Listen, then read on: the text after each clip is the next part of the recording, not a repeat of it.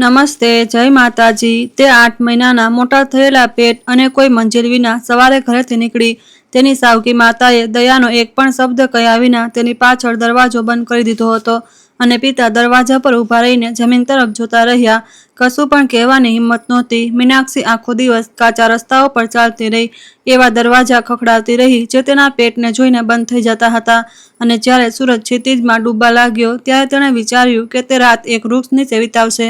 પરંતુ ત્યારે જ તેણે જંગલની વચ્ચે તે જૂની છત જોઈ, એક એવી જગ્યા જ્યાં વર્ષોથી કોઈ ન આવ્યું હતું, એક એવું ઘર જે રહસ્યો છુપાવતું હોય તેવું લાગતું હતું અને તે જ ભૂલાઈ ગયેલી જગ્યાએ બધું બદલાવા લાગ્યું। જો તમને પણ ક્યારેય એવું લાગ્યું હોય કે તમે ખોટી જગ્યાએ ખોટા સમયે હતા, પરંતુ અંતે તે જગ્યા તમારા માટે સૌથી યોગ્ય સાબિત થઈ, તો નીચે ટિપ્પણી કરો કે તમે ક્યાંથી જોઈ રહ્યા છો, તમારું શહેર અને રાજ્ય લખો, કારણ કે આ વાર્તા એવા લોકો સુધી પહોંચવા માટે બની છે જેમને તેની જરૂર છે। લાઇક કરો અને ચેનલને સબસ્ક્રાઇબ કરો જેથી આગામી વાર્તાઓ ચૂકી ન જાઓ। ભારતના ગ્રામ્ય વિસ્તારોમાં જૂના સમયમાં આવી વાર્તાઓ નદીઓ અને કાચા રસ્તાઓની વચ્ચે ગૂંથતી હતી।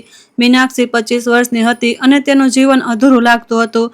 તેના પિતા કિશન એક નાના વેપારી અને સારા દિલના માણસ હતા, પરંતુ નબળા ઈરાદાવાળા જે કોઈ પણ ટકરાવ કરતા મૌન પસંદ કરતા હતા। જ્યારે મીનાક્ષીની માતાનું પ્રસૂતિમાં મૃત્યુ થયું ત્યારે તેઓ એક નવજાત પુત્રી અને એક એવા દુઃખ સાથે એકલા રહી ગયા જેનું નામ તેઓ ક્યારેય બરાબર આપી શક્યા નહીં। તે પાડોશીઓના પગ વચ્ચે મોટી થઈ, જલ્દી જ પોતાનું કામ શીખી ગઈ અને શીખી ગઈ કે દુનિયા ભાગ્યે જ કશું માગ્યા વિના ટેકો આપે છે। સાવકી માતા દયાવતી ત્યારે આવી જ્યારે મીનાક્ષી 12 વર્ષની હતી। દયાવતી કઠોર ચહેરાવાળી અને પિતુલી શબ્દવાળી સ્ત્રી હતી, એવી જે ક્યારેય અવાજ નહોતી ઉઠાવતી કારણ કે તેને તેની જરૂર નહોતી। તે પોતાની નજરથી, પોતાની વ્યૂહાત્મક ચૂપકીદીથી, પોતાની વાત કહેવાની રીતથી નિયંત્રિત કરતી હતી જેનાથી કોઈ પણ લાચાર અનુભવે। કિશન જે વર્ષોથી એકલા હતા અને પુત્રીને ઉછેરવામાં પોતાની અક્ષમતાનો ભાર વહન કરી રહ્યા હતા, એ સમજ્યા વિના કે તેઓ શું સોંપી રહ્યા છે, ઘરની બાગડોર દયાવતીને આપી દીધી અને મીનાક્ષી જે ત્યારે પણ બાળક હતી તે સંકોચાઈ જવાનું શીખી ગઈ। તેણે શક્ય તેટલી ઓછી જગ્યા જ રોકવાનું શીખી લીધું। તેણે પોતાના જ ઘરમાં અદ્રશ્ય રહેવાનું શીખી લીધું। વર્ષો વીતતા ગયા અને અદ્રશ્યતા એક આદત બની ગઈ। મીનાક્ષી ફરિયાદ કર્યા વિના રસોઈ બનાવતી, કપડાં ધોતી, સિલાઈ કરતી અને દેખભાળ કરતી કારણ કે તે ઘરમાં ફરિયાદ કરવાની ભારે કિંમત ચૂકવવી પડતી હતી। દયાવતીએ ક્યારેય તેની સાથે ખુલ્લેઆમ ક્રૂરતા ન કરી, ક્યારેય મારી નહીં કે ખરાબ શબ્દોમાં ગાળો ન દીધી, પરંતુ એક પ્રકારની ઠંડક હોય છે જે ચીઝથી પણ વધુ ઈજા પહોંચાડે છે। કોઈએ એ રીતે ન જોવું કે જાણે તે ત્યાં રહેવા લાયક ન જ હોય અને દયાવતીમાં આ કળા થોડા લોકોની જેમ જ હતી। મીનાક્ષી તે ઠંડકમાં મોટી થઈ એ જાણ્યા વિના કે તેની સામે વ્યવહાર કરવાની કોઈ બીજી રીત પણ હોઈ શકે છે। તે માણસનું નામ રવિ હતું। તે વિસ્તારના એક જમીનદારનો પુત્ર હતો, એક રાહગીર, એવા લોકોમાંથી જે સુંદર સ્મિત સાથે આવે છે અને એવી દુનિયાનું વચન આપે છે જે તેને બનાવવાનો તેમનો કોઈ ઈરાદો હોતો નથી। મીનાક્ષી ભોળી નહોતી, પરંતુ તેને એવી રીતે પ્રેમની ઉણપ અનુભવાતી હતી જેને તે પોતે પણ સમજી શકતી નહોતી અને રવિ બરાબર જાણતો હતો કે ક્યાં ઘા કરવો। આ સંબંધ થોડા મહિનાઓ સુધી ચાલ્યો, બસ એટલો જ કે તે એવી વસ્તુમાં વિશ્વાસ કરી શકે એ અસ્તિત્વમાં જ નહોતી। જ્યારે તેને ગર્ભાવસ્થા વિશે ખબર પડી અને તે તેને જણાવવા ગઈ ત્યાં સુધીમાં રવિ બીજા શહેરમાં જઈ ચૂક્યો હતો। પોતાનું નવું સરનામું અને કોઈ વિદાયના શબ્દ આપ્યા વિના દયાવતીને મીનાક્ષીના આઘાતમાંથી બહાર આવે તે પહેલા જ ગર્ભાવસ્થા વિશે ખબર પડી ગઈ હતી। નાના ગ્રામ્ય શહેરોમાં સમાચાર વ્યક્તિ કરતાં વધુ ઝડપથી ફેલાય છે અને હંમેશા તોરેમળુને પહોંચે છે। સાવકી માતાએ કોઈ તમાશો ન કર્યો, ન રડી, ન બૂમો પાડી, બસ વધુ ઠંડી, વધુ હિસાબ કિતાબવાળી, વધુ શાંત થઈ ગઈ અને કિશન જે કદાચ કંઈ કહી શક્યા હોત તેમણે તે જ રસ્તો પસંદ કર્યો જે તેઓ હંમેશા પસંદ કરતા હતા। તેઓ શાંત રહ્યા અને વાવાઝોડું પોતાની મેળે પસાર થવાની રાહ જોતા રહ્યા, એ સમજ્યા વિના કે તેઓ પોતે જ ઘરની અંદર વાવાઝોડાને વધવા દેતા હતા। પેટ વધતું ગયું અને માહોલ તેજ પ્રમાણમાં બગડતો ગયો। 6 મહિનામાં દયાવતીએ શરમની વાત, પાડોશીઓ શું કહેશે તેની વાત અને આ ઘર બાપ વિનાના બાળકોને ઉછેરવાની જગ્યા ન હોઈ શકે તે વિશે દબાયેલા અવાજમાં ટિપ્પણીઓ કરવાનું શરૂ કર્યું। 7મા મહિનામાં તેણે મીનાક્ષી સાથે સીધી વાત કરવાનું બંધ કરી દીધું। તેના વિશે એવી રીતે વાત કરવા લાગી જાણે તે જ રૂમમાં ન હોય। 8મા મહિનામાં જ્યારે પેટ મોટું થયું અને સ્પષ્ટ થઈ ગયું, જ્યારે રસ્તા પર મીનાક્ષીને મળનાર કોઈ પણ વ્યક્તિ બરાબર જાણતો હતો કે તેની શું સ્થિતિ છે, ત્યારે દયાવતીએ પોતાનો નિર્ણય લઈ લીધો। આ કોઈ આવેગજન્ય નિર્ણય નહોતો, તે મહિનાઓથી વિચારાયેલું હતું અને બસ યોગ્ય સમયની રાહ જોઈ રહ્યું હતું। જેથી તેને અમલમાં મૂકી શકાય. નિષ્કાસન ચીસો પાડો સાથે ન આવ્યું તે તેનાથી પણ ખરાબ હતું. દયાવતીએ સૂરજ ઉગતા પહેલાની હજી પણ અંધારી સવાર અને ઠંડી પરોઢમાં હવામાં મીનાક્ષીને જગાડી અને તેજ અવાજમાં કહ્યું, જેમ કોઈ કંઈ સરળ અને પહેલેથી નક્કી કરેલી વાત જણાવી રહ્યું હોય કે તેણે આ ઘરમાંથી નીકળવું પડશે. તેણે એક દિવસ પહેલા સુટકેસ તૈયાર કરી દીધી હતી. કપડાને એવી કુશળતાથી વાળ્યા હતા જેનાથી ઠંડક અનુભવાતી હતી. મીનાક્ષીની વસ્તુઓને ઘરની વસ્તુઓથી એટલી સાવધાનીથી અલગ કરી હતી કે તેનો એ કહેવાનો રસ્તો હતો કે તે જગ્યા ક્યારેય ખરેખર તેની નહોતી. કિશન પોતાના રૂમના દરવાજા પર ઊભા હતા, હાથ લટકતા હતા તે અભિવ્યક્તિ સાથે જેને મીનાક્ષી ક્યારેય ભૂલી નહીં, કારણ કે તે માણસની અભિવ્યક્તિ હતી જેણે પોતાની પુત્રીને છોડતા પહેલા ઘણું સમય પહેલા પોતાને છોડી દીધો હતો. મીનાક્ષીએ કંઈ પણ કહ્યા વિના સુટકેસ ઉઠાવી. 8મા મહિનાની ગર્ભવતી, ભારે પેટ સાથે તે હવે સ્પષ્ટ રીતે દેખાતું હતું. પગમાં સવારથી સોજા હતા. તે રૂમમાંથી પસાર થઈ સામેનો દરવાજો ખોલ્યો અને બહાર નીકળી ગઈ. તેની પાછળ ફાટક એક સૂકા અવાજ સાથે બંધ થઈ ગયું જે સુમસામ રસ્તા પર ગુંજી ઉઠ્યો. તે એક પળ માટે કાચા રસ્તા પર ઊભી રહી. તે રસ્તાને જોઈ રહી હતી જે તેને જાણીતી કોઈ જગ્યા પર સુધી નહોતો જતો અને પછી તેને ચાલવાનું શરૂ કરી દીધું. એટલા માટે નહીં કે તે જાણતી હતી ક્યાં જવું, પરંતુ એટલા માટે કે ત્યાં ઊભા રહેવું ચાલવા કરતાં પણ ખરાબ હતું. સૂરજ ત્યારે ઉગ્યો જ્યારે તે હજી પણ શહેરના બહારના વિસ્તારમાં ચાલી રહી હતી અને તેની સાથે ગરમી અને થાક પણ આવ્યો જેને તે અવગણવાની કોશિશ કરી રહી હતી. દરેક કિલોમીટર સાથે સુટકેસ વધુ ભારે થતી જતી હતી. બાળક એવી રીતે હલી રહ્યું હતું જાણે તેને માતાની બેચેની અનુભવી રહી હોય અને પગ જે પહેલા કલાકથી પણ પહેલા વધારે દુખવા લાગ્યા હતા હવે તળિયા નીચે ફોલા પડી રહ્યા હતા. મીનાક્ષી રસ્તા પર મળેલા પહેલા ઘર પર રોકાઈ અને દરવાજો ખખડાવ્યો. દરવાજો ખોલનાર મહિલાએ તેના પેટને જોયું, પછી સુટકેસને, પછી મીનાક્ષીના ચહેરાને અને કહ્યું કે તેની પાસે આપવા માટે કશું નથી અને જવાબની રાહ જોયા વિના દરવાજો બંધ કરી દીધો. તેણે તે સવારે 4 દરવાજા ખખડાવ્યા, તેમાંથી 2 પર કોઈએ દરવાજો પણ ન ખોલ્યો. ત્રીજા પર એક વૃદ્ધ માણસે તેને કોઈ પણ આનાકાની વિના આગળ વધવા કહ્યું. ચોથા પર એક મહિલા વધુ દયાળુ હતી. એક ગ્લાસ પાણી અને એક જૂનો રોટલીનો ટુકડો લાવી, પરંતુ સ્પષ્ટ કરી દીધું કે તે કોઈને આશ્રય આપવાની સ્થિતિમાં નહોતી. મીનાક્ષીએ પાણી પીધું, રોટલી ઊભા ઊભા જ ખાધી, ફૂટપાથ પર જ આભાર માન્યો અને ચાલતી રહી. સૂરજ આકાશની વચ્ચે હતો જ્યારે તે રસ્તાઓના એક ચોકમાંથી પસાર થઈ અને તેણે તે રસ્તો પસંદ કર્યો જેના પર સૌથી વધુ છાયા લાગતી હતી. બપોરે તે બહાર સાથે આવી તે ફક્ત ગ્રામ્ય વિસ્તારોની બપોર જ અનુભવી શકે છે. તે ગરમી જે ઓછી થતી નથી, જે ત્વચા સાથે ચોંટી જાય છે અને હવાને જાણે નક્કર જેવી અનુભવ આવે છે. મીનાક્ષી રસ્તાની કિનારે 2 વાર આરામ કરવા માટે રોકાઈ હતી. એક પથ્થર પર બેઠી હતી, સુટકેસ ઘૂંટણની વચ્ચે અને હાથ પેટ પર રાખેલા હતા. બાળક સાથે ધીમા અવાજમાં વાત કરી રહી હતી જેનું હજી સુધી કોઈ નામ નહોતું. તે હવે રડી નહીં, એટલા માટે નહીં કે તે ઠીક હતી, પરંતુ એટલા માટે કે તે એટલી થાકી ગઈ હતી કે રડવા માટે તેને એવી ઉર્જાની જરૂર હતી જે તેની પાસે બસ નહોતી. ત્યાં ફક્ત સૂકી જમીન પર પગની હલચલ હતી. અંધારું થતાં પહેલા જ ઝીંગુરોનો અવાજ શરૂ થઈ ગયો હતો અને તે સવાલ હતો જેને તે બનાવવો નહોતી ઈચ્છતી, પરંતુ જે દરેક સમયે હાજર હતો. અને હવે શું? જ્યારે સૂરજ ડૂબવા લાગ્યો અને બધું નારંગી રંગમાં રંગાવા લાગ્યું ત્યારે જ તેણે જોયું જંગલ રસ્તાના તે ભાગમાં વધુ ગાઢ થઈ રહ્યું હતું અને ઊંચી, એકબીજામાં ગૂંથાયેલી ડાળીઓની વચ્ચે લગભગ છુપાયેલું, જાણે કે વનસ્પતિએ તેણે ધીમે ધીમે ગળી જવાનો નિર્ણય લઈ લીધો હોય. જૂની લાલ અને અનિયમિત ટાઇલોની એક છત હતી જેના કિનારે શેવાળ ઉગી રહી હતી અને એક ભાગ ઘસી ગયો હતો જેનાથી ખૂણામાં એક ઊંડો છિદ્ર બની ગયો હતો. પરંતુ તે એક છત હતી, એક દિવાલ હતી, એક દરવાજો હતો. મીનાક્ષીએ રસ્તો છોડી દીધો અને વનસ્પતિની વચ્ચેથી રસ્તો બનાવ્યો જે કોઈ પણ ખચકાટ વિના ઉગી ગઈ હતી અને જ્યાં ક્યારેય પથ્થરોનો રસ્તો રહ્યો હશે.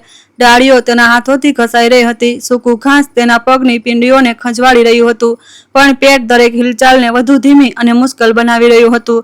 પરંતુ તે આગળ વધતી રહી કારણ કે બીજો વિકલ્પ ખુલ્લા મેદાનમાં બાળક સાથે સૂવાનો હતો જે કોઈ પણ સપ્તાહે આવી શકતો હતો અને તે વિકલ્પ ખરેખર અસ્તિત્વમાં નહોતો. લાકડાનો ફાટક એક તરફ પડી ગયો હતો, કાટ લાગેલી કબજાઓની સમયની સાથે ઉખડી ગયો હતો અને તે ત્યાંથી પસાર થઈ જ્યાં તેને હોવું જોઈતું હતું. કંઈ પણ ખોલ્યા વિના તે જગ્યા મોડી સાંજની રોશનીમાં તેની સામે ખુલી ગઈ, જેમાં કંઈક અવાસ્તવિક જેવું હતું. ઘર ખંડેર હતું પરંતુ ઊભું હતું. માટીની દિવાલો જાડી અને નક્કર, ભેજથી ડાઘવાળી અને નીચે ઘાસથી ઢંકાયેલી હતી. સામેની બારીમાં ન કાચ હતો ન લાકડું, બસ એક અંધારું ખાલી સ્થાન હતું જે તેને ઘૂરતું હોય તેવું લાગતું હતું. દરવાજો ત્રાંસો હતો, એક ખૂણા પર અટકેલો હતો જે દર્શાવતો હતો કે ઉપરનો કબજો ઘણા સમય પહેલા તૂટી ગયો હતો. આંગણામાં એક જૂનું અને ઝાડા તળવાળું કેરીનું વૃક્ષ પોતાની ડાળીઓને પાકા ફળો સાથે જમીન પર ફેલાવી રહ્યું હતું, જ્યાં તેઓ પડીને સડી રહ્યા હતા. કોઈના પગ તેમને તોડ્યા વિના બાજુમાં એક નાનું જામફળનું વૃક્ષ પણ હતું જે ફળ આપી રહ્યું હતું અને પાછળ લગભગ એક વેલથી ઢંકાયેલું હતું જેણે બાજુના લાકડાના થાંભલાને ઢાંકી દીધો હતો. એક પથ્થરનો કૂવો હતો જેનું ઢાંકણું જૂની અને અડધી સળેલી પાટિયાઓથી બનેલું હતું. મીનાક્ષી એક પળ માટે પ્રવેશ દ્વાર પર ઊભી રહી, બધું એવી આંખોથી જોઈ રહી હતી જે એક સાથે ખતરો અને સંભાવના બંનેનું આકલન કરવાની કોશિશ કરી રહી હતી.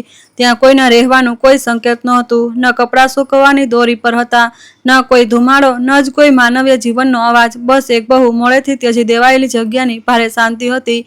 કેરીના વૃક્ષના પાંદડાઓને હલાવતી હવા અને મચ્છરો જે રાતની નજીક આવતા જ દેખાવા લાગ્યા હતા. તેણે ખભાથી દરવાજો ધકેલ્યો અને અંદર ચાલી ગઈ. પહેલા ફૂગ અને જૂના લાકડાની ગંધ આવી, પછી આંખો ધીમે ધીમે ઝાંખાપણાને અનુકૂળ થઈ અને રૂમ ધીમે ધીમે દેખાવા લાગ્યો. એક પડેલું ટેબલ, સીટ વિનાની ખુરશીના અવશેષો, ઢીલા પાટિયાઓનો ફ્લોર અને તેના પગ નીચે ચરમરાતો હતો, પરંતુ દિવાલો હતી, મોટે ભાગે છત હતી. પાછળ એક રૂમ હતો જેમાં એક નાની બારી હતી જેનાથી નારંગી રોશનીની છેલ્લી કિરણ અંદર આવી રહી હતી. મીનાક્ષીએ સુટકેસ જમીન પર મૂકી, તે રૂમ સુધી ગઈ અને તેને તે મળી ગયું જેની તેને નિર્ણય લેવા માટે જરૂર હતી. અને એક જૂનો કાટ લાગેલો લોખંડનો પલંગ ગાદલા વિનાનો પરંતુ ઊભો હતો અને એક બારી આંગણા તરફ ખુલતી હતી જ્યાં કેરીનું વૃક્ષ પોતાની શીંગો એક શાંત અને સતત ઉદારતા સાથે પાડી રહ્યું હતું. તે રૂમમાં પાછી આવી, સુટકેસ ઉઠાવી અને સામેની બારી સુધી ગઈ. બહાર જોવા લાગી, આ પહેલા કે રોશની સંપૂર્ણપણે ખતમ થઈ જાય. ત્યાંથી કોઈ રસ્તો દેખાતો નહોતો, કોઈ ઘર નહોતું, ન જ કોઈ બીજી સંપત્તિની રોશની. બસ એક જંગલ અને આકાશ જે જાંબલી થઈ રહ્યું હતું. તે રાત કોઈ આવવાનું નહોતું અને તેને એક રાતની જરૂર હતી, બસ એક રાત. તેણે પોતાને કહ્યું. એ જાણતા હતા કે પોતાની જાત સાથે સૌથી વિનમ્ર રીતે જૂઠું બોલી રહી હતી. તે કેરીના વૃક્ષ પાસે ગઈ, સૌથી નીચેની ડાળીમાંથી 3 પાકા ફળ સીધા તોડ્યા, અંદર પાછી આવી, રૂમના ફ્લોર પર પીઠ દિવાલથી ટેકવીને બેસી ગઈ અને ખાધા પછી તેના દાઢી પરથી ટપકી ગઈ અને તેણે તેને ટપકવા દીધી, કારણ કે કોઈ જોનાર નહોતું અને કારણ કે તે ફળની મીઠાશ આખો દિવસ બરાબર ખાધા વિના રહ્યા પછી એક એવો સ્વાદ હતો જેને તે આટલી જલ્દી ભૂલવાની નહોતી. પછી તે કૂવા સુધી ગઈ, ઢાંકણના એક પાટિયાને સાવધાનીથી હટાવ્યું અને વધતા અંધારામાં અંદર જોયું. તે શાંત રહી, ધ્યાનથી સાંભળતી રહી અને પછી તેણે પાણીનો દૂરનો ગૂંજ સંભળાયો. કૂવો સૂકો નહોતો. મીનાક્ષીએ કૂવાની બાજુમાં કાટ લાગેલી, તારથી બાંધેલી એક જૂની ધાતુની ડોલ મળી. સાવધાનીથી તેને નીચે પાણી સુધી ઉતારી અને પાછી ખેંચી. પાણી ઠંડુ, સ્વચ્છ, કોઈ સળેલી ગંધ વિનાનું હતું. તેણે બંને હાથોથી અંજલિ બનાવીને પીધું અને ઠંડકને ગળામાંથી નીચે ઉતારતી એક વચન જેવું અનુભવ્યું. તે રાત સુટકેસના કપડાને લોખંડના પલંગ પર એક અસ્થાયી ગાદલાની જેમ ઢગલો કરીને મીનાક્ષી સૂઈ ગઈ અને છતને જોઈ જેમાં ખૂણામાં એક છિદ્ર હતું જેનાથી તારાઓ દેખાઈ રહ્યા હતા. ઘણા બધા તારાઓ, શહેરમાં જેટલા હતા તેનાથી પણ વધુ, કારણ કે અહીં તેમની સાથે સ્પર્ધા કરનારી કોઈ રોશની નહોતી.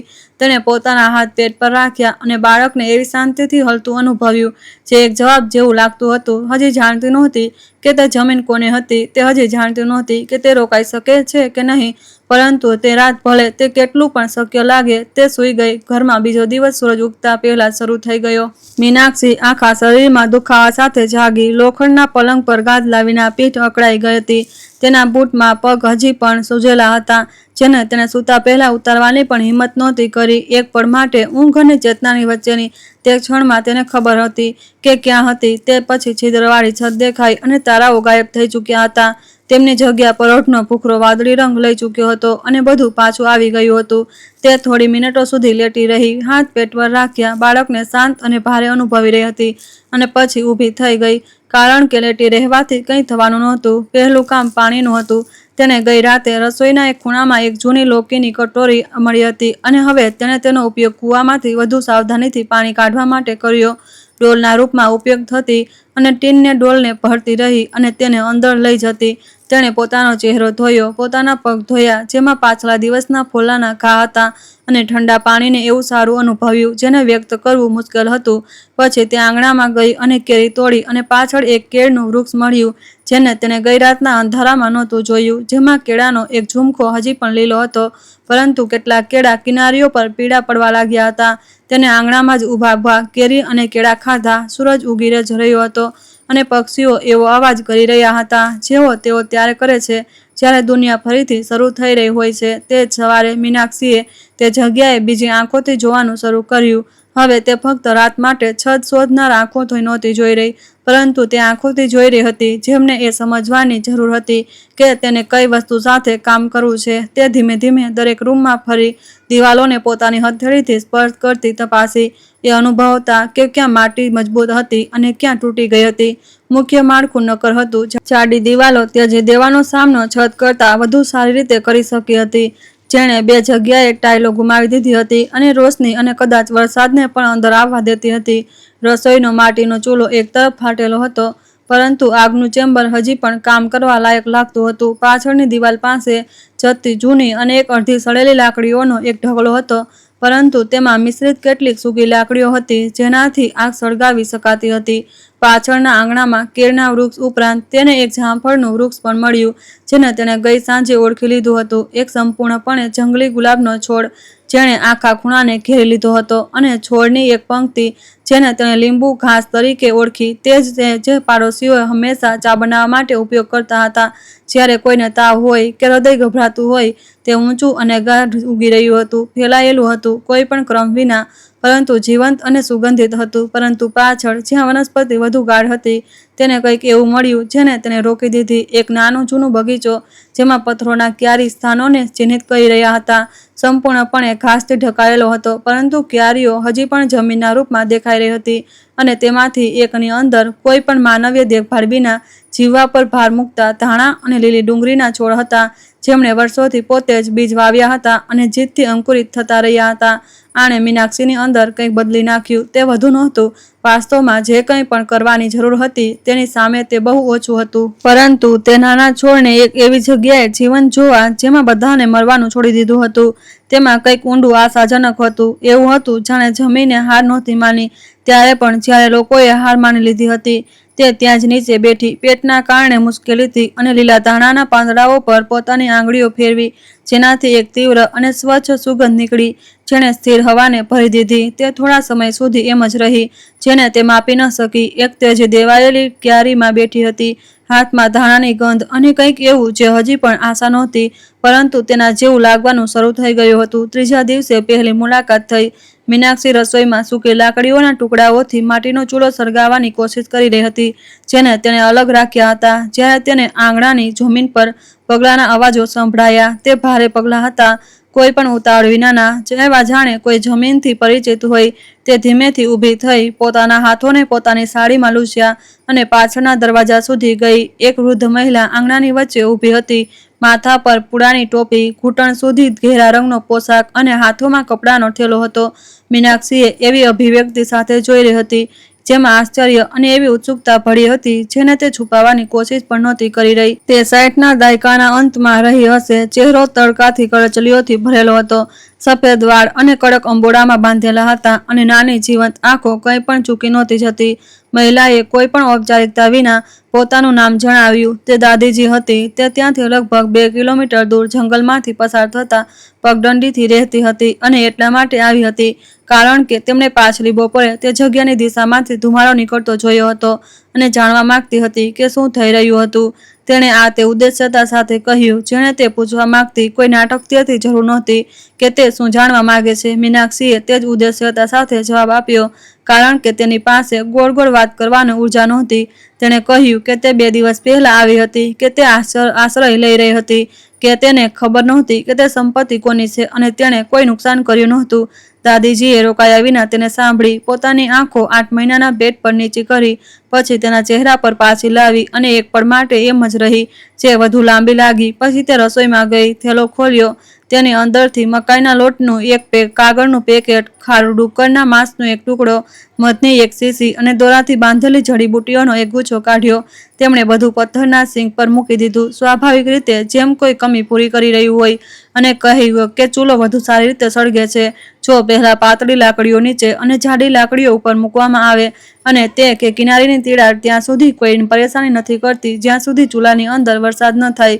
મીનાક્ષી તે મહિલાને જોતી રહી જે બોલાવ્યા વિના આવી હતી, કોઈ પણ નિર્ણય વિના સાંભળી હતી, અને નાસ્તાની સમસ્યાને પૂછ્યા પહેલા જ હલ કરી દીધી હતી.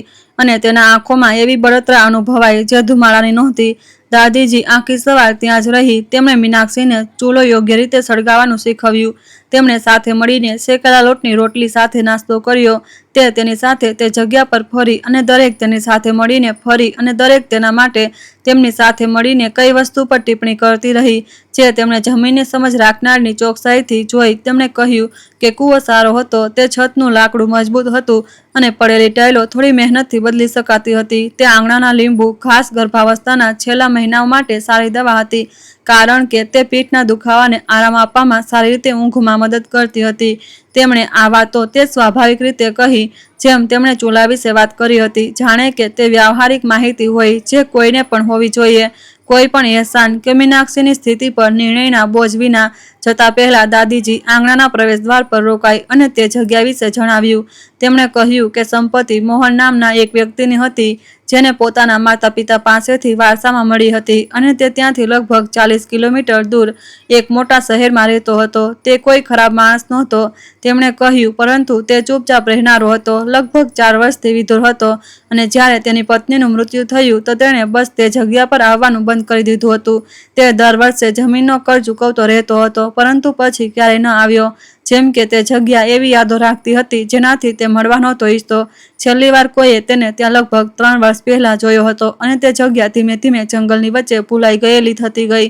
કોઈ એવા વ્યક્તિની રાહ જોઈ રહી હતી જે ન આવ્યો. મીનાક્ષીએ આ સાંભળ્યું અને તેના પેટમાં દુખાવો થવા લાગ્યો.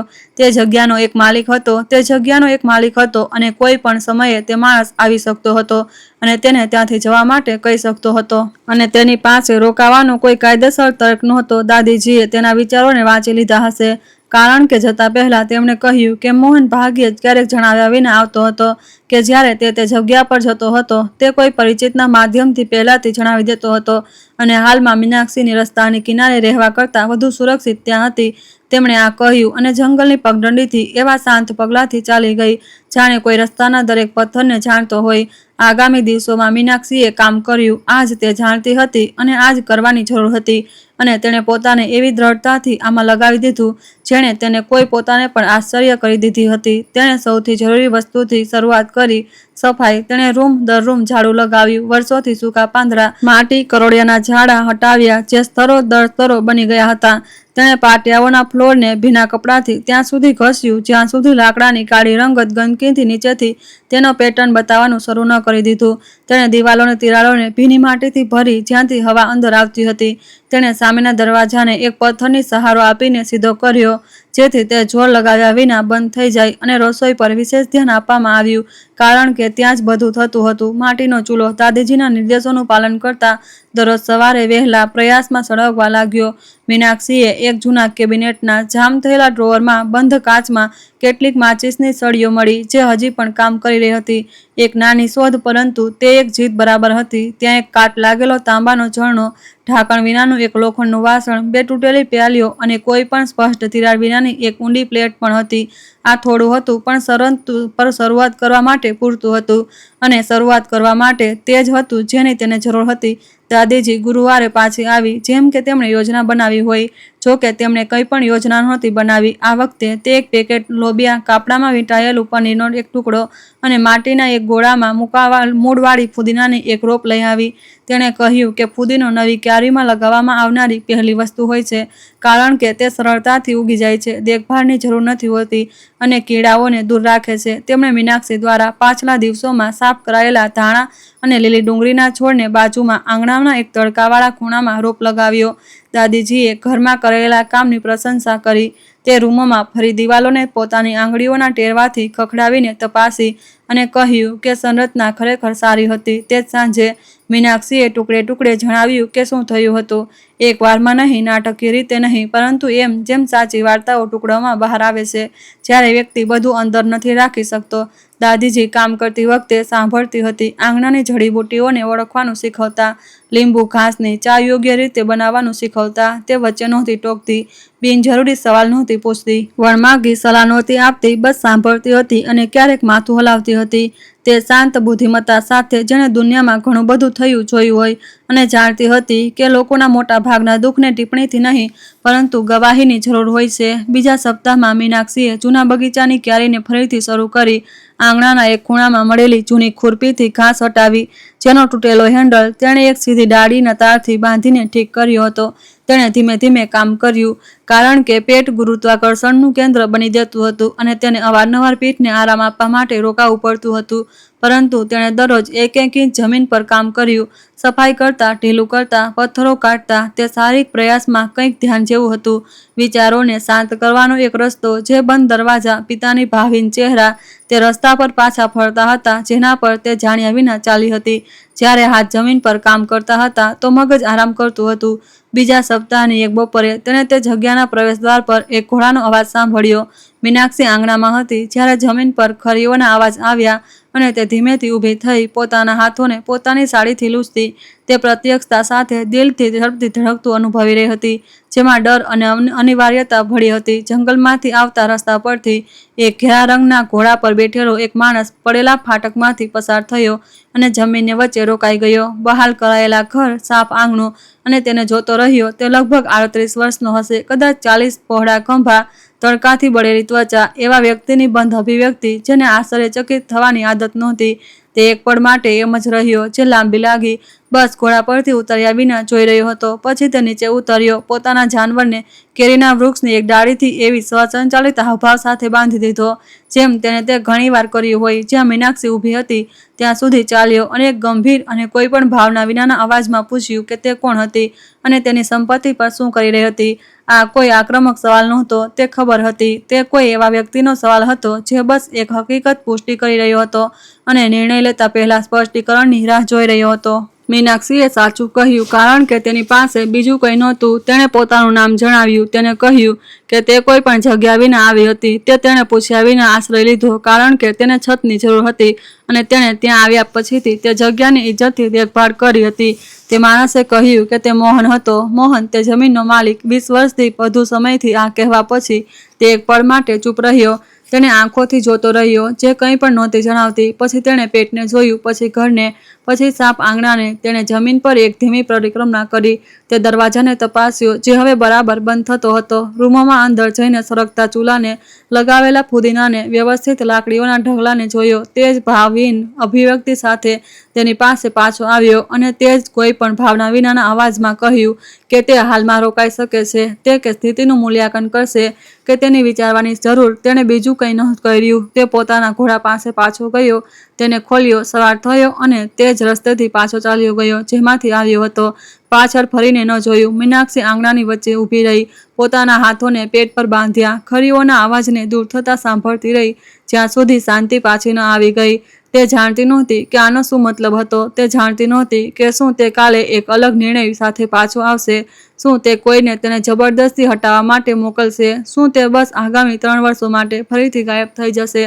પરંતુ તેણે તેના જવા માટે નહોતું કહ્યું અને તે પળમાં, તે પરિસ્થિતિઓમાં જેમાં તે હતી, આ એટલું પૂરતું હતું કે તે ઊંડો શ્વાસ લઈ શકે અને ક્યારીમાં પાછી ફરી શકે. મોહન 3 દિવસ પછી પાછો આવ્યો, તે જ બપોરના સમયે, તે જ ઘેરા રંગના ઘોડા પર, તે જ બંધ અભિવ્યક્તિ સાથે, જે કંઈ પણ નહોતી જણાવતી. આ વખતે તે જમીનના કેન્દ્ર સુધી પહોંચતા પહેલા જ જાનવર પરથી ઉતરી ગયો. તેણે ઘોડાને તે જ ડાળીથી બાંધ્યો અને સીધો ત્યાં ચાલ્યો જ્યાં મીનાક્ષી બગીચાની બીજી ક્યારી સાફ કરી રહી હતી. તે ક્યારીના કિનારે ઊભો રહ્યો. તે કામને જોઈ રહ્યો હતો જે તે મરામત કરેલા હેન્ડલવાળી ખુરપીથી કરી રહી હતી અને કહ્યું કે તેણે સ્થિતિ વિશે વિચાર્યું હતું. તેણે કહ્યું કે તે બાળક પેદા થવા સુધી તે જગ્યા પર રહી શકે છે, કે તેના માટે કંઈ પણ શુલ્ક નહીં લે. પરંતુ બાળક આવ્યા પછી તેણે બીજી જગ્યા શોધવી પડશે. તેણે આ ક્રૂરતા વિના અને દયા વિના કહ્યું, તે ઉદ્દેશ્યતા સાથે, જેમ કોઈ એવા સમજૂતીની જાણકારી આપી રહ્યું હોય જેને તેણે પોતે જ નક્કી કર્યું હોય અને જેને તે યોગ્ય માનતો હોય. મીનાક્ષીએ કામ કરવાનું બંધ કરી દીધું. એક પળ માટે તેને જોતી રહી અને સહમત થઈ ગઈ. એટલા માટે નહીં કે તેને આ યોગ્ય લાગ્યું, પરંતુ એટલા માટે કે આ જ તેની પાસે હતું અને દલીલ કરવાથી કંઈ બદલાશે નહીં. તેણે માથું હલાવ્યું. પહેલી વારની જેમ આંગણાની આસપાસ જોયું. ફુદીનાની રોપ જોઈ જે ઉગી ગઈ હતી. સાફ કરાયેલા બગીચાને, કેળાના ઝમખાને જોયા જેને તેમાંથી જમીનથી દૂર પકાવવા માટે વરંડામાં એક દંડાથી બાંધી રાખ્યા હતા. અને કંઈ ન કહ્યું. તે જવા જ વાળો હતો જ્યારે મીનાક્ષીએ પૂછ્યું કે શું તે જગ્યા પર એવા ઓજારો હતા જેનો તે ઉપયોગ કરી શકતી હતી, કે તેને ફક્ત ખુરપી મળી હતી અને કામ કરવા માટે તેને વધુ વસ્તુઓની જરૂર હતી. મોહન એક સેકન્ડ માટે રોકાયો, પછી માથાના ઈશારાથી પાછળના એક નાના સેટ તરફ ઈશારો કર્યો જેને તેણે હજુ સુધી નહોતો જોયો અને કહ્યું કે તેની અંદર તે બધું હતું જેની તેને જરૂર હતી. પછી તે જ રીતે ચાલ્યો ગયો જેમ જ આવ્યો હતો, કોઈ વધારાની વાત વિના. શેડ એક કાટ લાગેલી તાળાથી બંધ હતો જેને મીનાક્ષીએ લોખંડના ટુકડાથી ત્યાં સુધી તોડ્યું જ્યાં સુધી તે તૂટી ન ગયું. અંદર ઓજારો હતા જે ધૂળથી ઢંકાયેલા હતા પરંતુ સારી સ્થિતિમાં હતા. એક દાંતરડું, એક પાવડો, એક હથોડો, પેંચો સાથે મિશ્રિત ખીલીઓનું એક ડબ્બો, વીંટળાયેલી દોરીઓ, જૂની પેન્ટના ડબ્બા જેમાં નીચે સુકાયેલું હતું પરંતુ કંઈક બચેલું હતું. પાછળની દિવાલ પાસે એક જાડા સૂતી કપડાનો ઝૂલો પણ હતો જે એક બારીમાં વીંટળાયેલો હતો અને મીનાક્ષીએ ઝૂલો કાઢ્યો. ધૂળ હટે ત્યાં સુધી તેને ખંખેર્યો અને ઘરની અંદર લઈ ગઈ. તે રાત તે પાછળના રૂમના બે ચોકઠાની વચ્ચે લગાવેલા ઝૂલામાં સૂઈ. જે ઊંઘ આવી તે પહેલાની બધી રાતોથી અલગ હતી, વધુ ઊંડી, વધુ શાંત, જાણે શરીરે આખરે વિશ્વાસ કરી લીધો હોય કે તે ખરેખર આરામ કરી શકે છે. આગામી સપ્તાહ સતત કામ અને એક દિનચર્યાના હતા જે લગભગ પોતાની મેળે જ બની ગઈ હતી. મીનાક્ષી પહેલી રોશની સાથે જાગતી હતી, દરરોજ લીંબુ ઘાસની ચા પીતી હતી, આંગણાના ફળ લોટ સાથે ખાતી હતી અને બગીચામાં જતી હતી. તેણે એક આખી ક્યારીમાં લોબિયા વાવ્યા તે બીજનો ઉપયોગ કરતા જે દાદી લાવી હતી. સાથે જ અંદર અને ઊંડાઈની વિસ્તૃત વ્યાખ્યા પણ આપી હતી. તેણે વધુ ધાણા અને લીલી ડુંગળી, એક ટમેટાનો છોડ લગાવ્યો જે પાડોશન મંગળવારની સવારે એક રોપના રૂપમાં લાવી હતી. આંગણાની જમીન સારી હતી, ઊંડી અને ભેજવાળી. અંદરના સ્તરોમાં અને દેખભાળ પર એવી તત્પરતાથી પ્રતિક્રિયા આપતી હતી જે પ્રયાસને સ્પષ્ટપણે લગભગ રોજબરોજ પુરસ્કૃત કરતી હોય તેવું લાગતું હતું. દાદીજી એક નિયમિત હાજરી બની ગઈ હતી. સપ્તાહમાં 2 કે 3 વાર જંગલની પગદંડીથી આવતી હતી.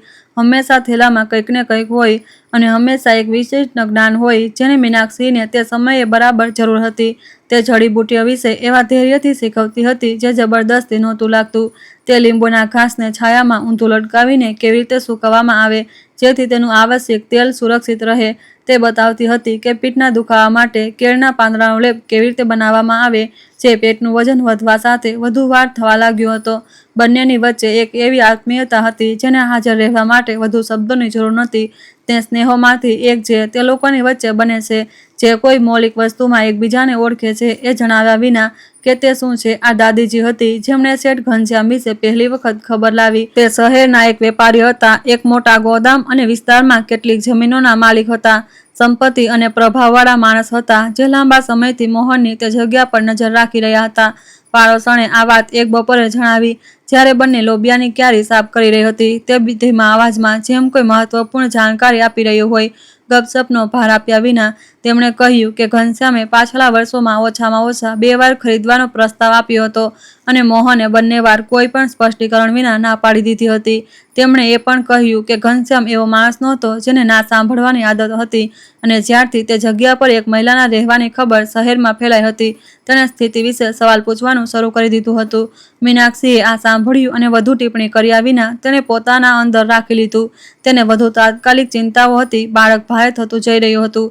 આ રીતે શરીરની દરેક હિલચાલ બદલાતી જતી હતી. પીઠનો દુખાવો સતત હતો અને તેને વધુવાર કામ રોકાવું પડતું હતું જેથી તે શ્વાસ લઈ શકે. દાદીજી અનુભવી દાયડના હાથોથી પેટની તપાસ કરતી હતી, સ્થિતિને માપતી હતી, કાન લગાવીને સાંભળતી હતી અને કહેતી હતી કે બધું બરાબર ચાલી રહ્યું છે, કે બાળક યોગ્ય સ્થિતિમાં હતું, કે તે સ્વસ્થ આવશે. આ શબ્દોમાં કોઈ પણ વસ્તુ કરતાં વધુ મહત્વ ધરાવતા હતા જે મીનાક્ષી ખરીદી શકતી હતી.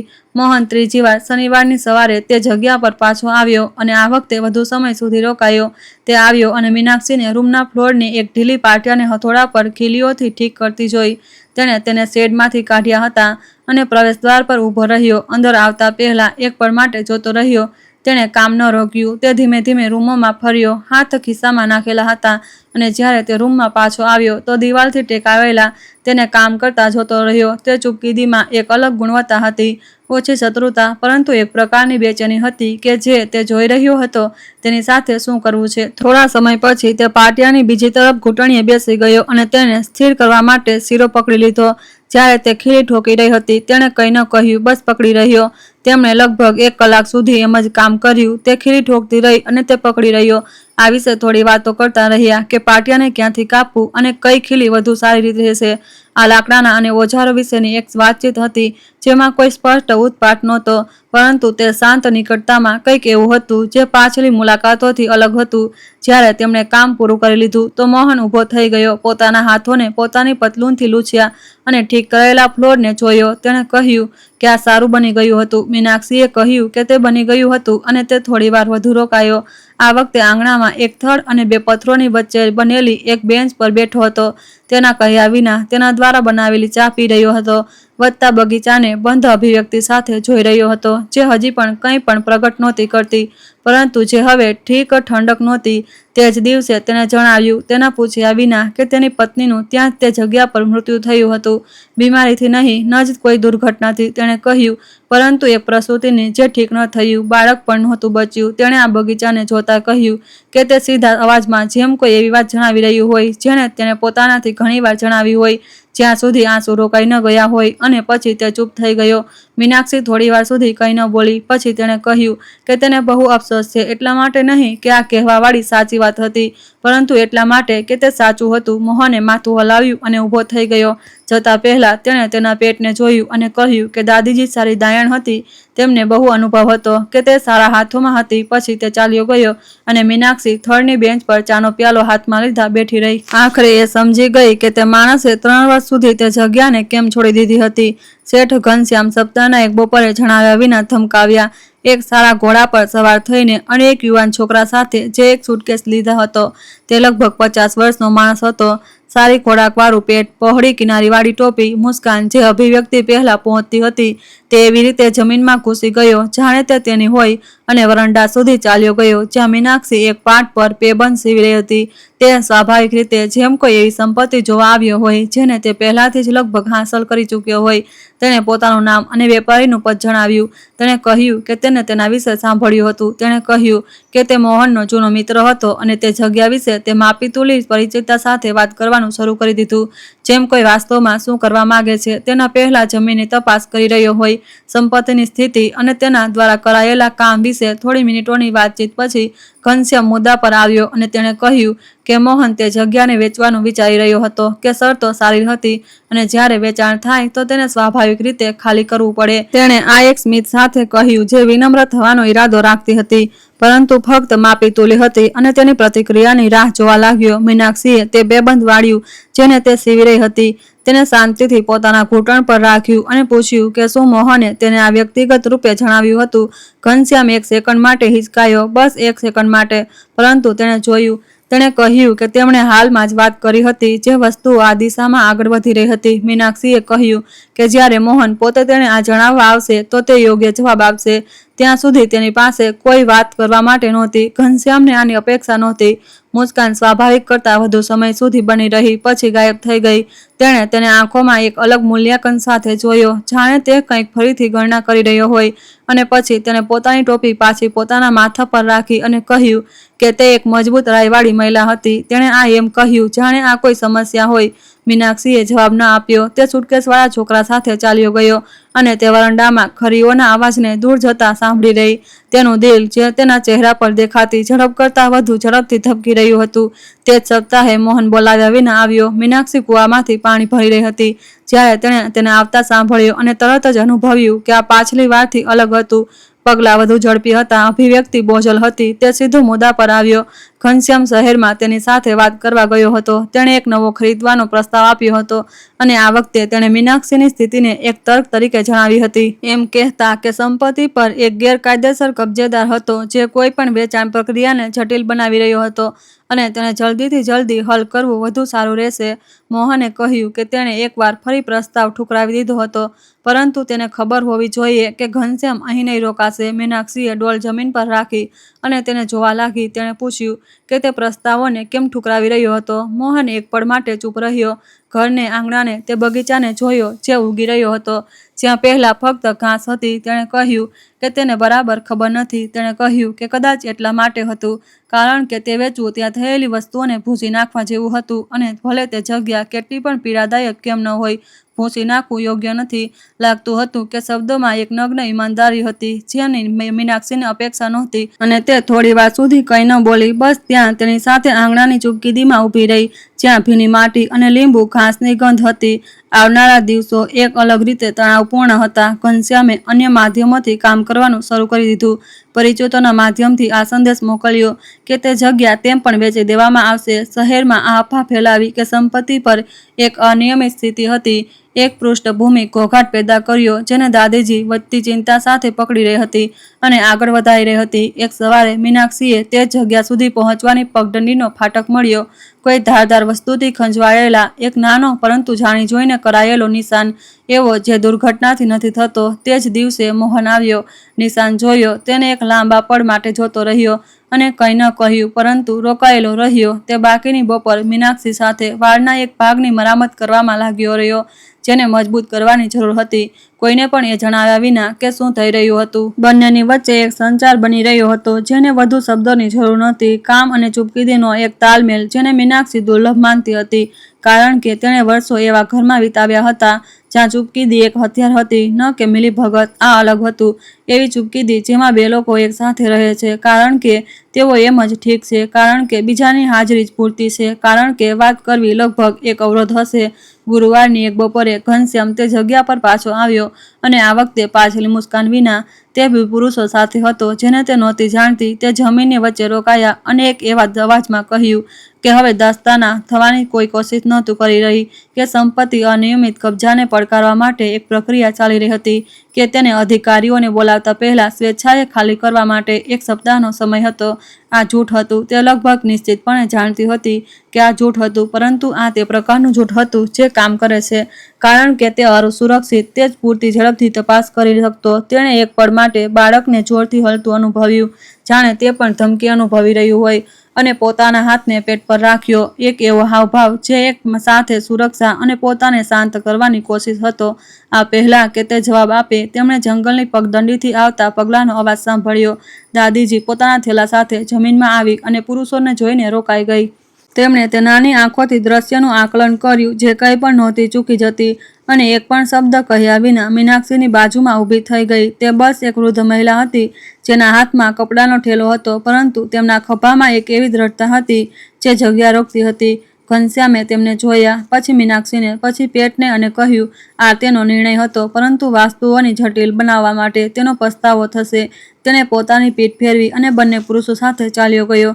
દાદીજીએ મીનાક્ષીના હાથ પર હાથ રાખ્યો અને કહ્યું કે તે જ રાત મોહનને સંદેશ મોકલશે. મીનાક્ષીએ માથું હલાવ્યું. તેનું દિલ હજી પણ ઝડપથી ધબકી રહ્યું હતું, અને પછી તેને કંઈક બીજું અનુભવાયું. એક અલગ દુખાવો, ધીમો અને સતત, જે ડરથી નહોતો પરંતુ શરીરથી હતો. બાળક ચેતવણી આપી રહ્યું હતું કે તે વધુ સમય રાહ નહીં જુએ. તેને એક સેકન્ડ માટે પોતાની આંખો બંધ કરી, ઊંડો શ્વાસ લીધો અને દાદીજીને કહ્યું કે કદાચ તેને આગામી થોડા કલાકો સુધી પાસે રહેવું સારું રહેશે. વૃદ્ધ દાયણે તેને જોયું, પેટને જોયું, અને કહ્યું કે તેમને આ આવતા પહેલા જ ખબર હતી. જો આ વાર્તા તમારા અંદર કંઈક પરસી ગઈ છે, તો તેને તે લોકો સાથે શેર કરો જેમને આ સાંભળવાની જરૂર છે, કે ફરીથી શરૂઆત કરવી શક્ય છે, કે સૌથી તૂટેલી જગ્યાઓ સૌથી સુંદર બની શકે છે, અને ક્યારેક જે રસ્તાઓનો અંત લાગે છે તે ખરેખર ત્યાંથી જ શરૂ થાય છે. આગામી વાર્તા સુધી રાત તે જગ્યા પર એવી ઝડપથી ઉતરી આવી જે જાણી જોઈને કરાઈ હોય એવું લાગતું હતું. દાદીજીએ મીનાક્ષીને અંદર બોલાવી, પાછળના રૂમને ઉપલબ્ધ વસ્તુઓથી તૈયાર કર્યો. સાફ કપડાં વાળ્યા જે તેણે પોતાના થેલામાંથી કાઢ્યા હતા, જેમ કે તેણે આ શરૂઆતથી જ અનુમાન લગાવી લીધું હોય. દુખાવો લહેરોમાં આવી રહ્યો હતો, હજી પણ દૂર દૂર, પરંતુ એક નિયમિતતા સાથે જેને દાયણ સારી રીતે ઓળખતી હતી. તે ચૂપચાપ કામ કરતી રહી, માટીના ચૂલા પર પાણી ગરમ કરતી રહી, તે જગ્યાએ ચોક્કસ ચૂલો ચાલુ વ્યવસ્થિત કરતી રહી જેમ તેણે તે ઘણીવાર કર્યું હોય, અને ક્યારેક મીનાક્ષીથી કંઈક નાની વાત કહેતી હતી કે આગામી વધુ મજબૂત આવશે, કે જ્યારે આવે તો ઊંડો શ્વાસ લે, કે શરીર જાણે છે કે શું કરવું, ભલે મગજને લાગે કે તે નથી જાણતું. મોહન ત્યારે આવ્યો જ્યારે રાત ઊંડી થઈ ચૂકી હતી. દાદીજીએ દુખાવો શરૂ થતાં પહેલા જ વિસ્તારના એક છોકરાના માધ્યમથી તેને સંદેશ મોકલ્યો હતો. તે જગ્યામાં દાખલ થયો, પાછળના રૂમમાં રોશની સળગતી જોઈ, અને તે રૂમમાં રોકાયેલો રહ્યો. પોતાના હાથો સાથે શું કરવું છે તે નહોતો જાણતો. દાદીજી એક પળ માટે બહાર આવી તેને કહ્યું કે બધું બરાબર ચાલી રહ્યું હતું, કે તે બહાર રહે અને ગરમ પાણી માટે આગનું ધ્યાન રાખે. મોહને સવાલ કર્યા વિના તે જ કર્યું જે તેને કહેવામાં આવ્યું હતું અને રસોઈમાં ત્યાં રોકાયેલો રહ્યો. ચૂલામાં લાકડીઓ નાખતો રહ્યો, રૂમમાંથી આવતા અવાજો સાંભળતો રહ્યો, પોતાના ચહેરા પર એવી અભિવ્યક્તિ સાથે જેમાં જૂની બેચેની અને કંઈક એવું ભળેલું હતું જેને તેણે તે જગ્યા પર 4 વર્ષોથી અનુભવ્યું નહોતું. પ્રસૂતિ એટલી જ ચાલી રહી હતી જેટલી પ્રસૂતિ તારે ચાલે છે જ્યારે તે બરાબર થાય છે, ન ઝડપી ન લાંબી, બસ એટલો જ સમય જેટલો શરીરને જોઈએ. દાદીજીએ બધું તે શાંત ક્ષમતા સાથે સંભાળ્યું જે તે જાણતી હતી. દાયણ પાસે સૌથી સારું સાધન શાંતિ છે. મીનાક્ષી દુખાવાથી એમ જ પસાર થઈ જેમ મહિલાઓ હંમેશા પસાર થાય છે. મહિલાઓ પછી શરીર છે તે વસ્તુઓના દુખાવાથી જે સૌથી મહત્વ વધુ રાખે છે.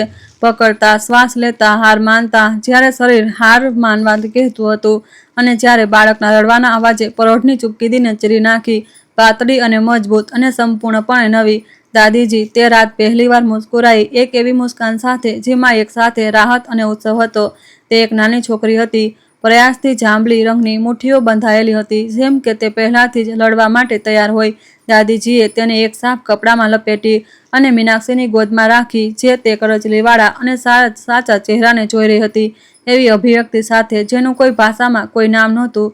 છોકરીએ એક સેકન્ડ માટે પોતાની આંખો ખોલી, બસ એક સેકન્ડ માટે. ઊંડી અને અંધારી આંખો જે હજુ સુધી બરાબર જોઈ નહોતી શકી, પરંતુ જે બહારથી વધુ અંદરની તરફ જોતી હોય તેવું લાગતી હતી. મીનાક્ષીએ ધીમા અવાજમાં નામ કહ્યું, લગભગ પોતાની જાતથી. કિરણ. તેણે અઠવાડિયાથી તે નામ વિશે વિચાર્યું હતું, કોઈને પણ જણાવ્યા વિના. તેને એમ છુપાવીને રાખ્યું હતું જેમ જલ્દી નામ આપવું એક જોખમ હોય જેને તે ઉઠાવી નહોતી શકતી. હવે તેણે કહ્યું અને નામ સંપૂર્ણપણે ફિટ બેસતું હતું, નાનું અને સ્પષ્ટ જેમ પરોઢ જે રૂમની બારીમાંથી ચમકવાનું શરૂ થઈ રહી હતી. મોહન ત્યારે અંદર આવ્યો જ્યારે તેને બોલાવવામાં આવ્યો. તેના ખભા એવા તણાયેલા હતા જાણે તે નહોતો જાણતો કે તેને શું મળશે. તે રૂમને પ્રવેશદ્વાર પર ઊભો રહ્યો. મીનાક્ષીએ ઝૂલામાં છોકરીને ગોદમાં લીધા જોઈ રહ્યો હતો અને તેના ચહેરા પર કંઈક એવું બદલાઈ ગયું જેને તેણે સ્પષ્ટપણે યોજના નહોતી બનાવી. દાદીજી ચૂપચાપ બહાર નીકળી ગઈ. તે બંનેને તે ચૂપકીદીમાં છોડી દીધા જેની તે પળની જરૂર હતી. મોહન ધીમે ધીમે પાસે આવ્યો, ઝૂલાની બાજુમાં ઊભો રહ્યો.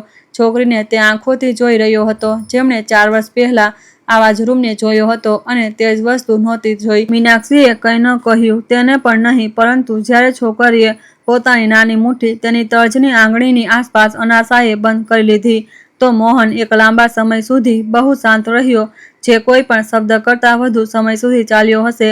આગામી દિવસોમાં તે જગ્યાએ એક અલગ રીતે શ્વાસ લીધો. કિરણ તે અવ્યવસ્થા સાથે સૂતી અને જાગતી હતી જે નવજાત શિશુ દુનિયા પર થોપે છે અને મીનાક્ષી તેની ભાષા શીખી રહી હતી. રડવા અને શાંત રહેવાના તે સમૂહ જે એવી ગતિથી સમજમાં આવે છે જે પહેલીવાર જીવનારને આશ્ચર્યચકિત કરે છે.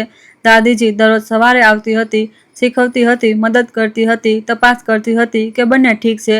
અને મોહન પ્રસૂતિના બીજા દિવસે પાછો આવ્યો અને તેના પછીના દિવસે અને તેના પછીના દિવસે. હંમેશા ત્યાં રહેવાનો કોઈને કોઈ વ્યવહારિક કારણ હોય છે. એક પાટિયું ઠીક કરવું હતું, એક વાળ જેને ધ્યાનથી આપવાની જરૂર હતી, લાકડું જેને કાપવું હતું. ઘનશ્યામનો મુદ્દો હજી પણ હવામાં હતો જેમ વરસાદ ન થયું વાદળ. મીનાક્ષી આ જાણતી હતી અને મોહન પણ જાણતો હતો.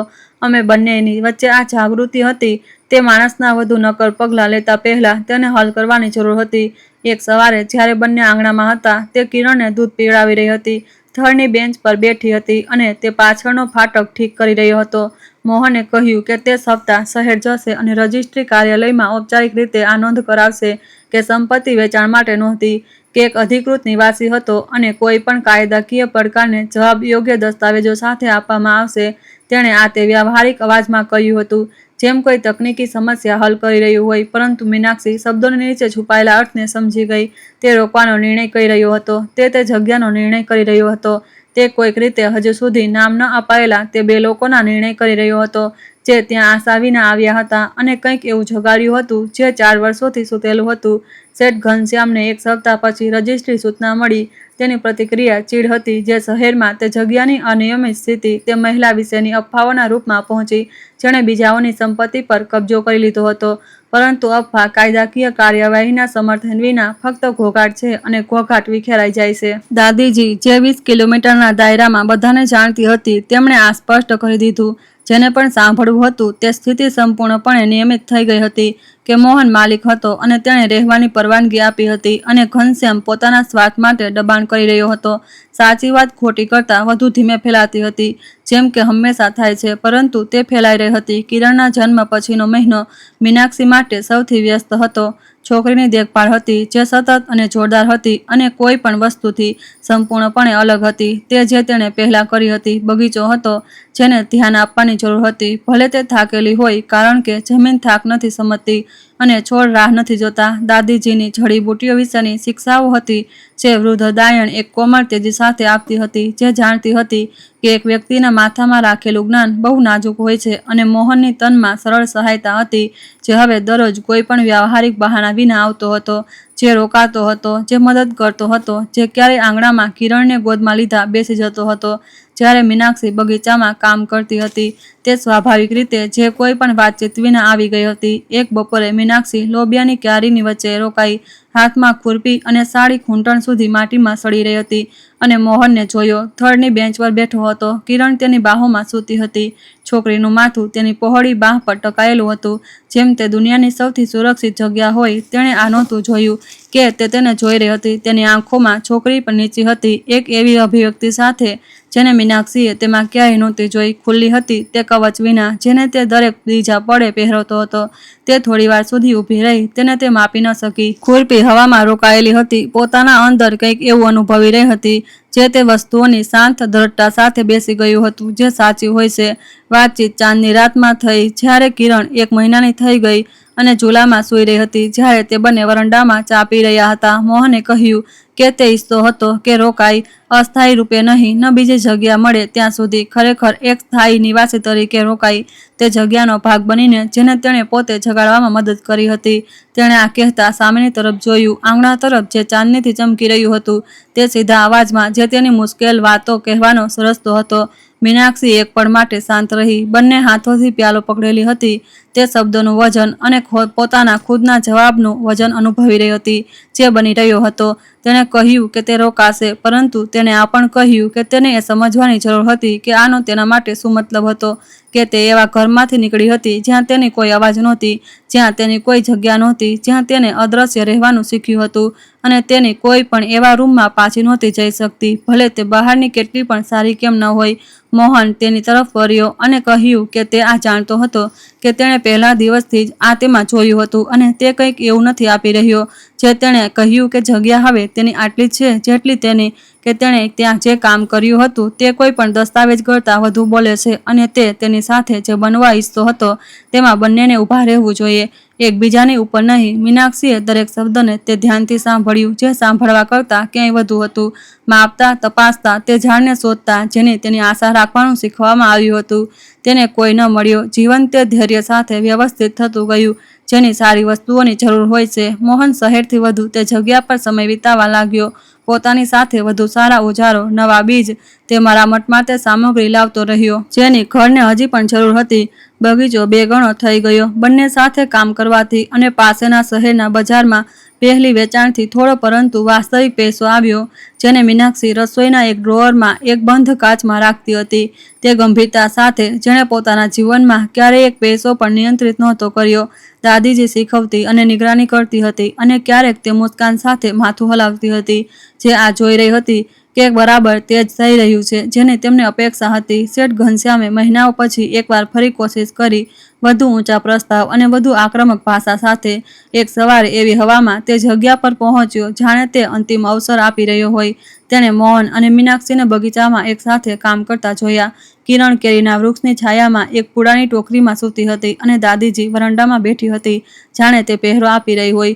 દ્રશ્ય તેની અપેક્ષાથી એટલું સંપૂર્ણ અલગ હતું કે તે એક પળ માટે ઊભો રહ્યો. આ નહોતો જાણતો કે શરૂઆત ક્યાંથી કરવી. મોહને ધૈર્યથી પ્રસ્તાવ સાંભળ્યો અને ના પાડી દીધી, તે સંક્ષિપ્તતા સાથે જે વાતચીત માટે કોઈ જગ્યા નહોતી છોડતી. ઘનશ્યામે મીનાક્ષી તરફ જોયું જાણે તે બદલાવાવાળી વસ્તુ હોય, પરંતુ તેણે બસ માથું ઉંચક્યા વિના રોપણ ચાલુ રાખ્યું અને આ પૂરતો જવાબ હતો. તે ચાલ્યો ગયો અને પાછો ન આવ્યો. મહિનો તે ગતિઓથી વીતતા ગયા અને જે ગતિથી મહિના વીતે છે જ્યારે જીવન સાર્થક વસ્તુઓથી ભરેલું હોય છે. કિરણ પોતાની માતાની જીદ ભરી દ્રઢતા સાથે મોટી થઈ રહી હતી. આંગણામાં એવી ઉત્સુકતાથી ઘસડાતી હતી જાણે તે દુનિયાને દરેક ઇંચને જાણવા માંગતી હોય. બગીચાના પાંદડાઓને પકડતી હતી, માટીને મોંમાં નાખતી હતી, એવી સંતુષ્ટિ સાથે જેને મીનાક્ષીને દિવસમાં ઘણીવાર રોકવી પડતી હતી. મોહન તેને ગોદમાં એવા સ્વાભાવિક રીતે ઉઠાવતો હતો જે એટલી ધીમે ધીમે આવ્યો હતો કે કોઈ બરાબર જણાવી નહોતું શકતું કે આ ક્યારે શરૂ થયો હતો, પરંતુ જે ત્યાં નક્કર અને સ્પષ્ટ હતો, જેમ તે વસ્તુઓ જે જમીન પરથી ઉપરની તરફ વધે છે. ઘર ખંડેરથી ઘરમાં બદલાઈ ગયું. દરેક મરામત, દરેક સુધાર અને દરેક વિસ્તાર જે સાથે મીનાક્ષીએ તે હાથોથી જોડ્યો હતો, જેમણે નિર્માણ કરવાનું શીખ્યું હતું, કારણ કે કોઈ બીજો વિકલ્પ નહોતો. બારીઓ પર પડદા જે તેણે બજારમાંથી ખરીદેલા કપડાથી સીવ્યા હતા. વરંડામાં એક નવી બેન્ચ જે મોહને મજબૂત લાકડાથી બનાવી હતી. પ્રવેશદ્વાર પર દાદાજીની જડીબુટ્ટીઓના ગમલા. સામેના ભાગ સફેદ રંગાયેલો હતો જે શેડમાં બચેલો હતો અને જેને મીનાક્ષીએ એટલો પાતળો કર્યો કે તે બધું ઢાંકવા માટે પૂરતો થઈ ગયો. ઘર ગ્રામ્ય વિસ્તારોના તડકામાં સફેદ અને સાફ થઈ ગયું. બારીઓ ખુલ્લી હતી, હવા અંદર આવવા દેતી હતી, જેમાં માટી અને લીંબુ ઘાસની ગંધ હતી અને તેમાં એક એવી ગરિમા હતી જે તેણે પહેલાં ક્યારેય નહોતી જાણી, કારણ કે આ સંપૂર્ણપણે તેની હતી. રવિવારની એક બપોરે તેના પિતા કિશન આવ્યા. તે રસ્તા પર પગપાળા ચાલી રહ્યા હતા. થોડા જ મહિનાઓમાં જે તેટલા વૃદ્ધ દેખાતા હતા તેનાથી વધુ પોતાના હાથોમાં એક ટોપી પકડેલા હતા જેને તે પોતાની આંગળીઓની વચ્ચે ફેરવી રહ્યા હતા, એક એવી ગભરાહટ સાથે જેને તે છુપાવી નહોતા શકતા. મીનાક્ષીએ તેમને દૂરથી આવતા જોયા અને કિરણને ગોદમાં લીધા વરંડામાં ઊભી રાહ જોઈ રહી હતી. તે ફાટક પર રોકાયા અને એક પળ માટે ત્યાં જ ઊભા રહ્યા. પોતાની પુત્રી અને પોતાની પૌત્રીને જોઈ રહ્યો હતો જેને તે હજી સુધી નહોતો જાણતો. તે અભિવ્યક્તિ સાથે જ તેણે તેને તે ઘણીવાર જોઈ હતી. તે માણસ જે જાણે કે તેને શું કહેવું જોઈએ પરંતુ નથી જાણતો કે શરૂઆત ક્યાંથી કરવી. તેણે કહ્યું કે દયાવતી ચાલી ગઈ હતી, કે તે જે કંઈ લઈ શકતી હતી તે લઈ ગઈ અને હતી. તે બીજા શહેરમાં એક સંબંધીના ઘરે ચાલી ગઈ હતી. તેણે કહ્યું કે તે એકલો હતો અને માફી માંગવા આવ્યો હતો, કે તે જાણતો હતો કે વસ્તુઓ અલગ હોવી જોઈતી હતી, કે તે જાણતો હતો કે તે એવી રીતે નિષ્ફળ રહ્યો જેની સરળતાથી કોઈ મરામત નહોતી. મીનાક્ષીએ તેને લાંબા સમય સુધી જોયો. તેણે જોયું કે તે વૃદ્ધ થઈ રહ્યા હતા. ખભામાં નવું ઝુકાવ, વાળ જે વધુ સફેદ થઈ ગયા હતા. તેણે તે પિતાને જોયો જે ફાટક બંધ થવા પર ચોખટ પર ઊભો રહ્યો હતો.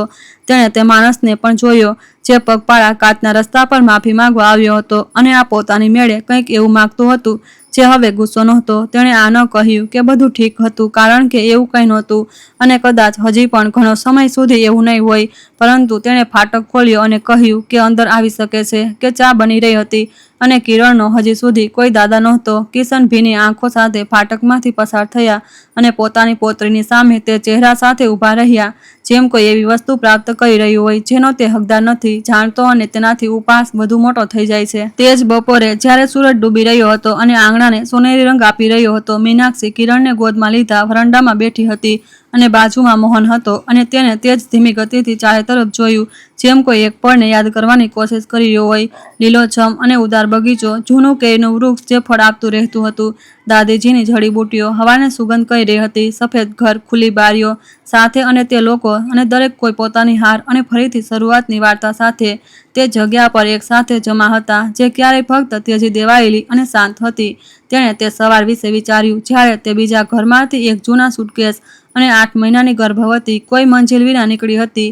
તેણે આખો દિવસ પગપાળા ચાલવા વિશે વિચાર્યું, તે દરવાજાઓ વિશે જે બંધ થઈ ગયા હતા, પગના દુખાવા અને પેટના વજન વિશે અને તે સવાલ વિશે જેને તે બનાવવો જ નહોતી હતી. તેણે તે છત વિશે વિચાર્યું જે સૂરજ ડૂબવા પર જંગલની વચ્ચે દેખાઈ હતી, તે સાંજની રોશનીમાં જેમાં કંઈક અવાસ્તવિક જેવું હતું, અને તેણે તે સ્પષ્ટતા સાથે સમજ્યું જે ફક્ત સમય જ લાવે છે કે તે જગ્યા કોઈ દુર્ઘટના નહોતી. આ જમીનનો એક જવાબ હતો જે કોઈ એવા વ્યક્તિની રાહ જોઈ રહ્યો હતો જેને તેની એટલી જરૂર હતી જેટલી તેને કોઈની જરૂર હતી, અને તે ઠીક સમય પર પહોંચી હતી એ જાણ્યા વિના કે આપણે હંમેશા તે વસ્તુઓ સુધી કેવી રીતે પહોંચીએ છીએ તે જે ખરેખર મહત્વ રાખે છે. એવી નવી શરૂઆતો હોય છે જે સવારે એક જૂના સુટકેસ, 8મા મહિનાની પેટ અને દિલમાં કોઈ નિશ્ચિતતા વિના શરૂઆત થાય છે. એક નવી તાકાતો હોય છે જે ત્યારે જ સામે આવે જ્યારે આપણી પાસે ખોવા માટે બીજું કંઈ હોતું નથી, અને એવી જગ્યાઓ હોય છે જે ભૂલાઈ ગયેલી લાગે છે પરંતુ ફક્ત સાચા વ્યક્તિની રાહ જોઈ રહી હોય. મીનાક્ષીએ તે જગ્યાને નહોતી પસંદ કરી, પરંતુ તેણે તેને પસંદ કરી, અને કદાચ જીવનમાં જે કંઈ ખરેખર મહત્વ રાખે છે તેની સાથે આવું થાય છે. આપણે નથી શોધતા, આપણને શોધવામાં આવે છે. જો આ વાર્તાએ તમારા અંદર કંઈક સ્પર્શ્યું છે તો તે લોકોને શેર કરો જેમને આવા સાંભળવાની જરૂર છે કે ફરીથી શરૂઆત કરવી શક્ય છે, કે સૌથી તૂટેલી જગ્યાઓ સૌથી સુંદર બની શકે છે અને ક્યારેક જે રસ્તાઓ અંત લાવે છે તે ખરેખર ત્યાંથી શરૂ થાય છે. આ સામગ્રી ફક્ત મનોરંજન અને જાણકારીના ઉદ્દેશ્યથી રજૂ કરવામાં આવી છે. તેમાં દેખાયેલી ઘટનાઓ, પાત્રો અને સ્થાન કાલ્પનિક હોઈ શકે છે અથવા નાટકીય રીતે રજૂ કરાયા છે. કોઈ પણ વ્યક્તિ, સંસ્થા કે ઘટના સાથે સમાનતા માત્ર સંયોગ હોઈ શકે છે. કૃપા કરીને તેને વાસ્તવિક તરીકે ન લો. વિડીયો પસંદ આવે તો કૃપા કરીને લાઇક, શેર અને ચેનલને સબસ્ક્રાઇબ કરવાનું ન ભૂલશો. ધન્યવાદ.